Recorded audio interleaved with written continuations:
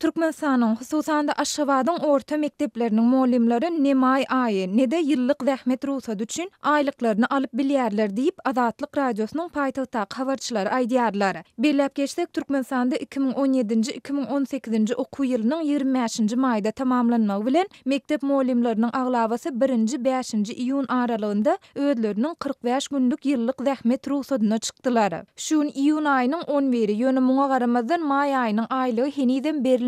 Galyberse de zähmet ruhsatyna çykanmyza da 10 gün çemesi wagt boldy. 45 gün zähmet ruhsaty üçin hem aýlyklarymyz henüz berilmedi. Ýogsam bolmasa ýurdun kanunçylygyna laýyklykda zähmet ruhsaty döwründe aljak aýlyklarymyz dynjalşy gitmänkäk berilmeli diýip özüni Güljemal diýip tanıştyran Aşgabatly mollim Azatlygyň ýurt içindäki habarçysyna gürrüň berdi. Azatlyk radiosynyň habarçylary bu ýagdaýyň ýurdun ähli künjegine diýen ýaly gaýtalanýandygyny aýdyp, Balkan welaýatynyň Balkanabad şäherine Serdar we Etrek etraplarynaky, Daşoz welaýatynyň Gowodaq we Bollumsaz etraplarynaky mektep mollimleriniň hem aýlyklaryny alyp bilmeýändigini tasdiklaýarlar. Mollimleriň ençemesiniň aýtmagyna görä, olar bilim işgärleriniň aýlyk haklarynyň öz wagtynda berilmegine jogapkär, etrap we şäher bilim bölümlerini jaň edende jogapkär resmiler olara biz ähli dokumentleri taýýarladyk. Olary siziň plastik kartlaryňyzda açan degişli banklara tapşyrdyk. Olarda haçan maliýe mümkinçiligi bolsa, şonu geçirerler diýip özlerinde günäniň ýokdugyny aýdýarlar. Aýlyklaryň öz wagtynda berilmediliginiň ýyllyk zähmet ruhsatynda saglyk ýagdaýyny bejertmek üçin dürli şipaxanalara gitmegi planlaşdyran mollimlere hassa yaramaz täsir ýetirýändigine,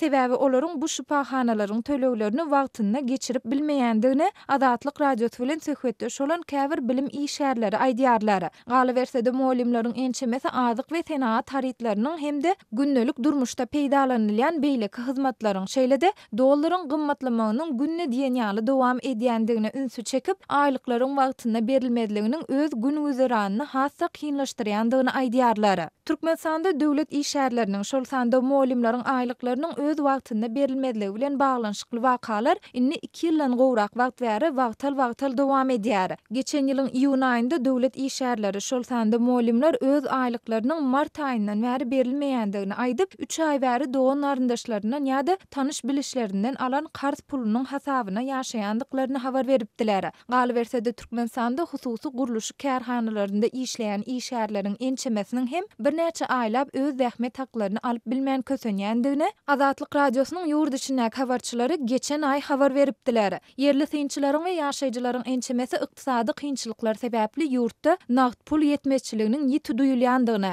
muňa ýokarda gürrüň edilen ýagdaýlardan başga da bankomatlarda nagt pul ýetmezçiliginiň we işgärleriň sanynyň kemeldilmegi ýaly faktorlaryň şaýatlyk edýändigini belleýärler. Türkmenistanyň syýasy durmuşyny ýakyndan iýdarlaýan halkara we yerli synçylaryň ençemesi ýurdun öz garaşsyzlygyna eýe bolan bäri iň agyr ykdysady krizisi başdan geçirýändigini aýdýarlar.